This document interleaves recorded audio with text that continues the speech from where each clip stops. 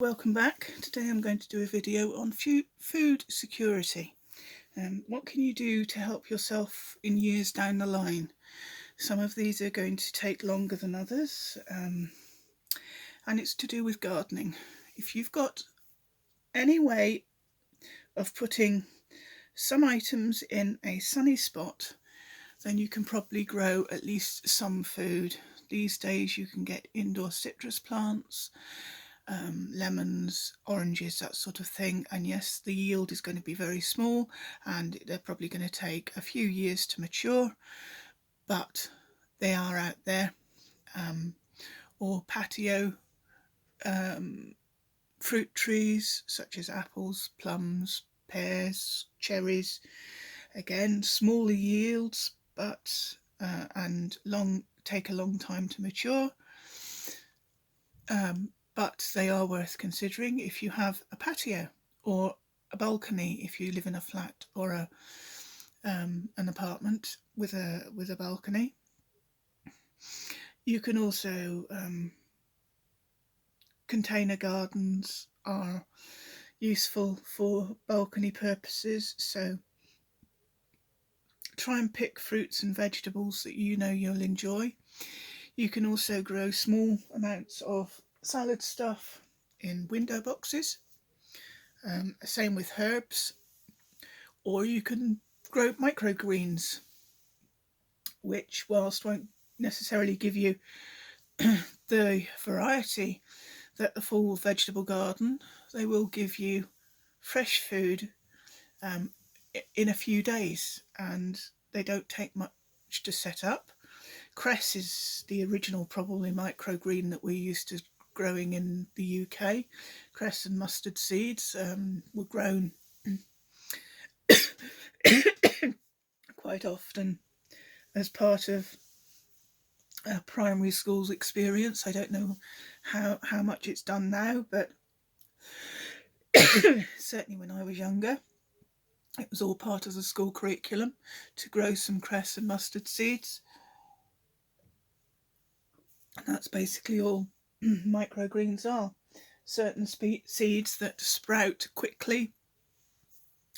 You can get peas, radish, anything along those lines. You can get all-weather lettuce these days, all year round lettuce these days. And again, if you've got a south-facing window, you could even get a container and plant a couple of seed potatoes in a south-facing window. Just get a cheap plastic bucket, poke some holes in the bottom, fill it with compost, fill it with seed potatoes. You don't necessarily have to go out and buy seed potatoes. If you've got, say, some potatoes from the supermarket or the shops that have started to sprout, that's what a seed potato is. So you could actually plant some in your container for harvest later on. Now, potatoes you would do for next year. There's not enough sunlight now. But like I said, all year round lettuce, microgreens, they're all possible now. And radish is another one. If you've got a good window, south-facing windowsill, they will grow in small containers. Not everybody likes the taste of radish, which is fair enough. What else is there?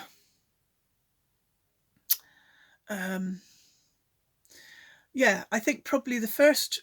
Oh, garlic. I was going to mention garlic. Now, garlic, again, takes a few months to mature. So you would be planting garlic, preferably in September, October, for harvest next sort of mid to late summer next year. And again, you just get the cloves of garlic, not the whole bulb, but break it down into cloves. And especially if you start getting a little sprout in the top of those cloves, you know that it's going to sprout in the soil. Plant them out, cover them if you're going to get a severe frost. You know, if you live in an area where you're going to get severe frosts, cover them with something protective like some newspaper or cardboard or straw or hay if you happen to live somewhere where that's possible. And next summer you've got garlic. So again, a very easy plant to harvest. You can use the stems before you harvest the bulbs for things like pestos early on in the summer. If you're lucky enough to have space for a compost heap, perhaps you've got a neighbour who has, say, rabbits or guinea pigs or birds, or maybe you have an indoor bird that they're going to produce waste materials. So those can be added to a compost bin. It's not just waste from the kitchen. It's not just organic waste from the kitchen. Organic waste from animals is also a very good source of certain nutrients like nitrogen, which some plants prefer. So try and think ahead what you can do now, what you can do in the future, and what you can do in the long term. So now would be microgreens, salad type, all round salad type vegetables, plants. Next year would be what can I plant out in the spring to grow in my outdoor space, or maybe even just a couple of indoor containers. And then for long term, you consider things like fruit bushes, fruit trees, stuff that's going to take a long time to establish, but once it does get established, you're going to have that continual production of fruit, especially older type fruits like gooseberries and blackberries. They really don't take much looking after. You just need to make sure that the plants, when you first get them, you can get them quite small, and you can just make sure that they've got a decent spacing between them, and that you keep the weed control down. You control the weeds, keep the weeds down so they don't get forced out by an invasive weed. Give them plenty of sunlight, water them, leave them to it. They're that simple. They're great.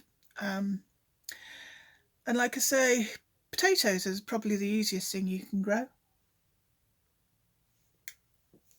Carrots didn't do terribly well this year because of the hot weather. Carrots don't like weather that hot. But I did get some out of my garden. I got a very good crop of tomatoes though. Swings and roundabouts. Sometimes you get decent crops of one thing one year, sometimes of another. And all my crops of tomatoes were from a couple of supermarket tomatoes that I particularly liked. So I kept them back, bunged some seed in a couple of small pots, and just left them to it. And they grew, and they have produced an abundance of tomatoes this year. Try and put your seeds into some kind of order. So I've got spinach, Swiss chard, kale, so that's sort of the greeny leaves. I've got cucumbers in one set. I've got celery and asparagus in another. Asparagus is another plant that I've never tried before, but again, that's more of a long-term plant. You don't get results for a little while. I've got some Asian veg that I would like to try growing next year. For some root veg for next year, some turnips, parsnips, cauliflower, swede, sugar beet and cabbage. So all those, I've just gone through, put them in envelopes that roughly correspond to each other. So it makes it easier for when I'm planning out my garden next year. Here we go. I've got cucumbers, aubergine and courgettes together. I've got some plant markers with pens. Here I've got my radish and sprouting seeds. So if I wanted to do microgreens, this is the bag I would pick up.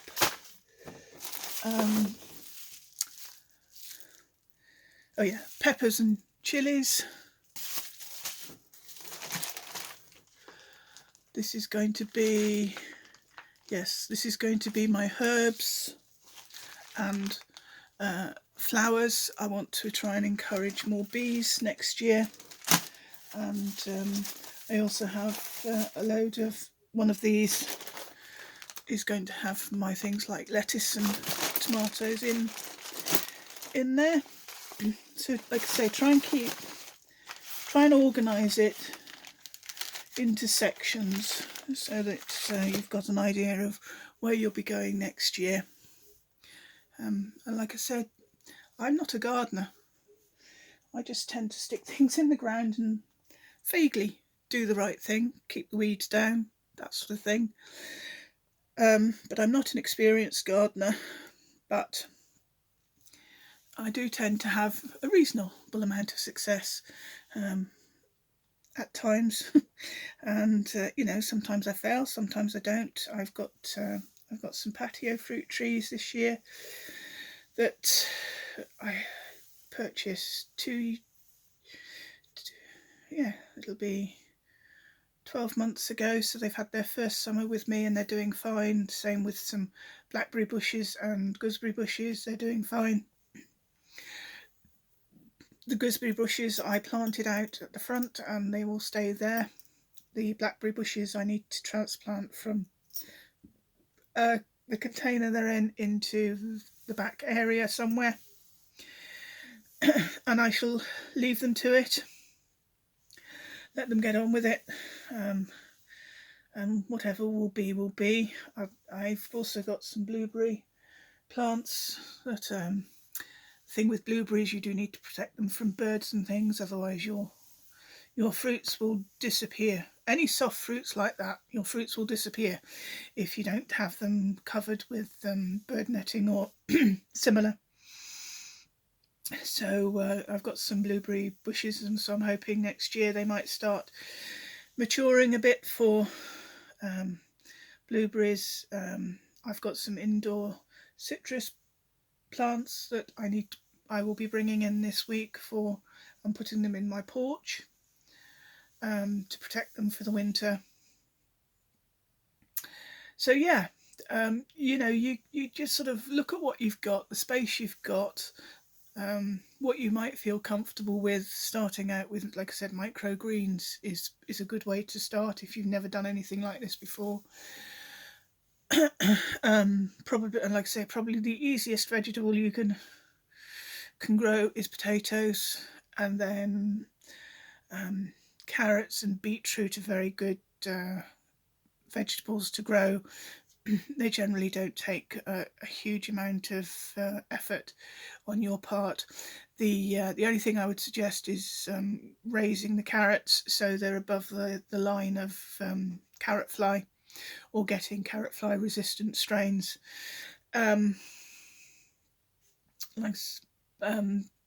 Beetroot again is another good root vegetable to start with, and radish. But like I say, not everybody likes the taste of radish.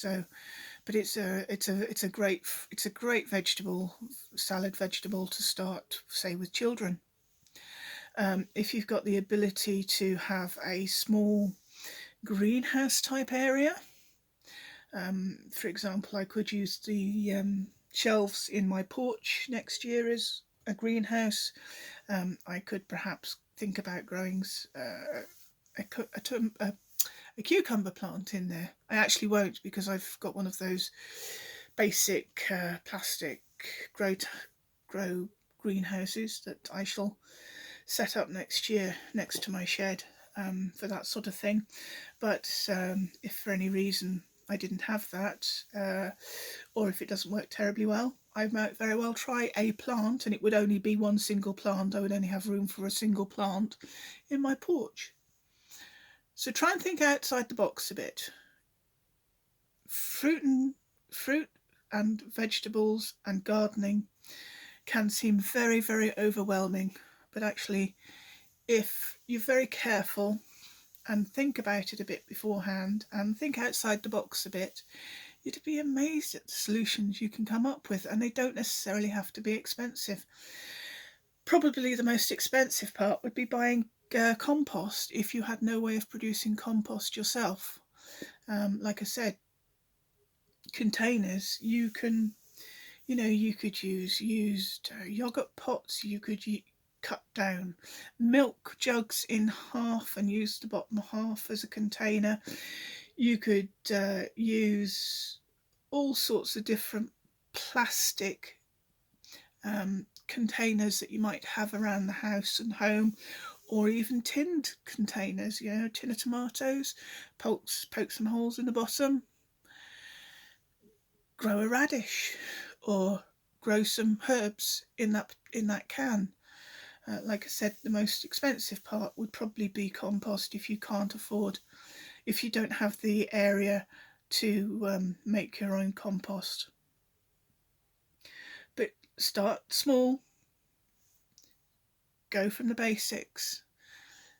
Don't panic if you fail, because we all fail at some point or another, and see where it takes you.